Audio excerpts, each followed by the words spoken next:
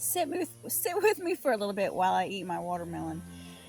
I'm here at the spring. I'll kind of show you a little bit.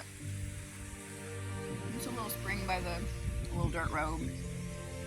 Okay, but it's absolutely beautiful. And I just want to get on here and talk to you a little bit about the relationships that I've had in the past with guys. I just kind of want to explain a little bit, I guess.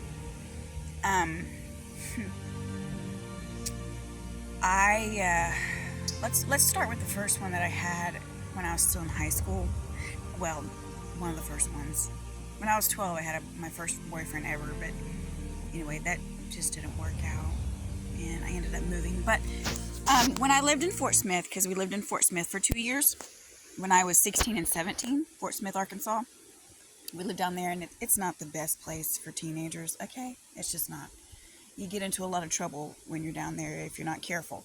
But I just stayed to myself, and I worked, and I went to school. Like, that's pretty much all I did most times. But anyway, I got with a guy that went to my church. His name was Jeff, and he was very sweet. He was a very sweet guy.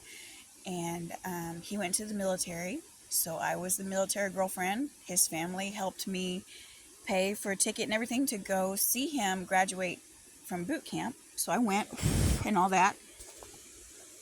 And anyway, he got kicked out because of drugs. He was selling them and doing them. So I broke up with him, and this was meth. I don't know why it's always got to be meth with me. I've never even tried meth. I don't want to do meth, but apparently guys are attracted to me who do it or have done it. Anyway, after him, I got with my ex-husband. He met up with me at my work, at my job at Harps, and he got my phone number and stuff. I had my first baby. The sperm donor didn't want to be involved, so I didn't put him on the birth certificate or anything like that. And so anyway, so my ex-husband came along, and we got married, and I had a baby by him too, and then he adopted my oldest baby. So my oldest has his last name. So anyway, we were married for 12 years. We had good times. We had some really good times. But the last 3 years were hard. They were hard, and I knew that it was over. But I tried talking to him about, divorce, but he thought that would be just, wasting 12 years, and that wasn't what I was trying to do. But anyway, I ended up cheating, and honestly, that helped me in the long run. It helped me to be able to, get the divorce within 2 months of the separation and everything. But he was good to the girls. He still is. He still helps out when he can and stuff. And my baby's staying with him right now. So, he's been a good dad. He has. And I'm thankful for that. When I got with him, that was one of the things I was worried. I just wanted him to treat both of my girls the same. And he has from the beginning. And I'm thankful for that, But things with him just kept getting worse and worse and worse. And we lost his mom with cancer, and that was really hard. He has a humongous family, and it was hard on all of us. And they still are not close like they used to be. But I pray that one day they can come together and, enjoy each other like Sue used to with them, But I know death changes people. Death changes a lot of shit. It does. I get that too. And so after I divorced him, I got with the guy that I cheated on him with. I was with him for a little bit, but shit, that didn't last. I had to put a no contact order on him because he wouldn't leave me alone, and he was doing meth also. Like, he started doing meth while I was with him. So he wouldn't leave me and my kids alone in the middle of the night. So I had to call the cops. So anyway, no contact order, couldn't talk to him anymore. Still haven't talked to him since, and that was 2019. Maybe it was 20. Nope, it wasn't 2020 yet. Anyway, so 2020 comes along. I get with this other guy. A little bit like 2 weeks after I break up with the guy that I cheated on my ex with, I got with this other dude that worked with me at a convenience store. And that lasted for about 11 months. But he was very violent to me.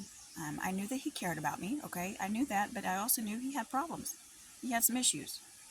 He had anger problems and stuff. And, you know, I had to stand up for myself. So I did. And that was really freaking hard, but I did it. I mean, I kicked him in the freaking stomach. I had to, because he was trying to do stuff to me just because he knew that we were done. I broke up with him 5 times. 5 times. The last time, of course, was the last time, but shit. I give too many chances to people. Don't do that, okay? I mean, if they show you once, they're going to show you fucking twice. I'm just saying. Don't let them fool you too many times. Anyway, so I had to break up with him. And then I got with this other guy named Alejandro. And that was 3 years on and off with that man. And that didn't work out either because he didn't really want a relationship.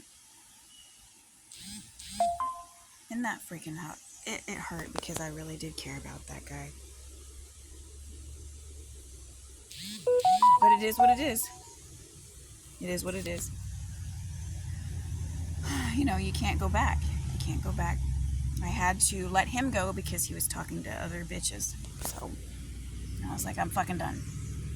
So, and I felt like with him, I gave my energy, I gave my money, I gave my time, I gave my loyalty, I gave everything to that man because I really freaking did care about him and loved him a lot. But I had to let him go, and it hurt, and it took a long time, but I did let him go. It is what it is now, you know? Then after him, I got with a guy named Josh. I went to school with him, high school, and he was a good guy. He's a good man, but he lied, and I can't do lies. I can't. If you lie to me once, you're going to lie to me again. So I can't trust that. So after him, I got with another guy that I went to high school with, but when I was in Fort Smith, that's that guy, and I shouldn't have probably got back with him, you know? You shouldn't give people second or third chances sometimes. Just use your discernment about that. Anyway, after him, there's been a friend of mine that, you know, I don't know if you've ever had like friends with benefits, but I did, and I don't like that. I can't do that. So I had to cut that off too. So anyway, you know, I just want to love and be loved and cared for, you know. And I was talking to one of my friends today. We took my nieces and her girl to the creek, to another place earlier, and she was like, yeah, I just want a guy to be able to help me be in my softness. And I agreed completely. You know, she's going to be 40 this year too. She's a sweet lady. But anyway, so I'm just saying all of this stuff to say that you have to understand your worth.